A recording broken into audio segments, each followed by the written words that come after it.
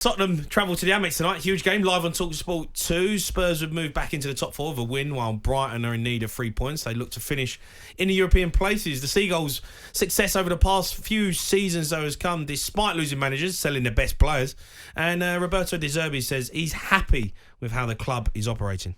I love speaking honestly, and I can't say nothing of there isn't in my head.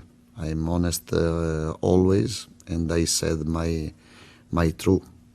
I said what I think, what is the truth. But I love working in this club with this policy, and until I enjoy, I accept to working like this is a honor for me, and nothing changed. Yeah, look, obviously Brighton have done an amazing job with how they run the football club and bringing in players who are unknowns and then giving them the opportunity to play, and then they go and sell them for 100 million to the idiots who buy them for that sort of price. And, you know, look, they've sold some top players. They really have. And it gets to the point, though, where as a manager like De Zerbi, maybe we'll start getting the ump where he's like, losing another player, selling their best players all the time. And if you really want success, they're in Europe now and they've done well. If you keep selling your best players, it gets to the point where you're going to become unsuccessful. A little bit like Southampton. Yeah, but what is it? Trust the process. You know, that used to be, that's now. Trust the process means stick to the plan. He's obviously took the job knowing what's coming. The owner, the Bloom family, are running the club brilliantly. Yeah. Oh, yeah, it's fantastic, yeah. They spend loads and loads of time on replacing the players they've got and getting it ready to happen. They're a really good football team.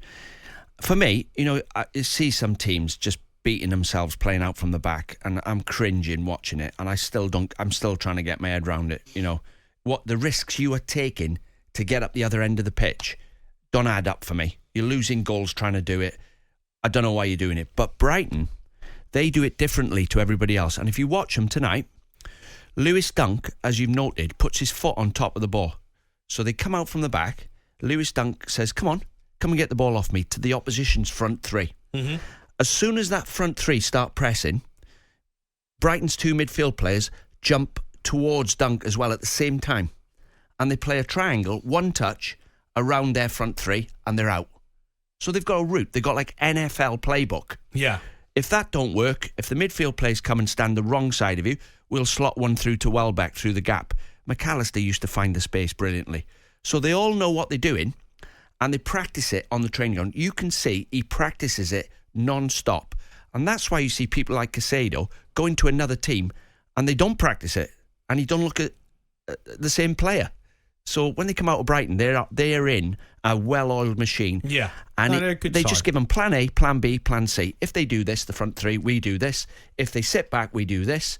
And eventually, we've got little plays out wide and we get crosses in. Look, they've got a tough game tonight against Tottenham, and Romero's going to be injured, which is a bit of a killer for us. He's massively important for everything that Spurs do. And it just confirms to me, Dean, that, you know, Daniel Levy has to back this manager, Ange, because he has come in and he's the real deal. We're playing some brilliant stuff, exciting to watch, but our backup players are not good enough. And I think I see something today, Erik Dyer, Højbjerg, Lloris can all leave in January, get them off the wage bill, and we move. I actually like Højbjerg. I don't think he's one that I would actually say, yeah, get him out the door, I'm not having him. But Erik Dyer, Lloris, time to move on. I think that this manager, Daniel Levy, has to put his money where his mouth is and back him. Get some big players in, sign some top players. You know, we brought in some decent ones, but now we need a decent squad. And Spurs could, you know, we could get top four. We could do something special with this manager. We could win some trophies. We could get to some finals again, because everyone's enjoying watching Spurs play. Everyone loves watching us play football, but it's about winning things, and Spurs need to start winning things. Well, that's where it's going to go wrong. I mean, I don't want to throw a dampener on it, right? But I'm going to. So at what point, we've heard this story before, by the way, at Spurs. It's the same story, same narrative. Right, we're playing good football now, but we keep getting beat. When it matters, we keep getting beat. So football's not being reinvented. So other managers have tried to do what Ange is doing, all-out attack. Kevin Keegan done it at Newcastle. We'll score more than you. It's all-out attack. We're getting bodies in the box, and we're going for it, and everybody's confident. The problem you got is, are you going to win anything? And then what will happen after a while, when you start losing the big games, because you can't do that when you play Liverpool.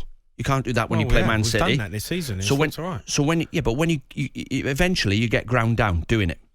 So you now start thinking, can we get more better defenders who aren't as good on the ball? TalkSPORT Breakfast, waking you up Monday to Friday morning from 6 a.m. on AM, on DAB, via the TalkSPORT app and on your smart speaker. TalkSPORT.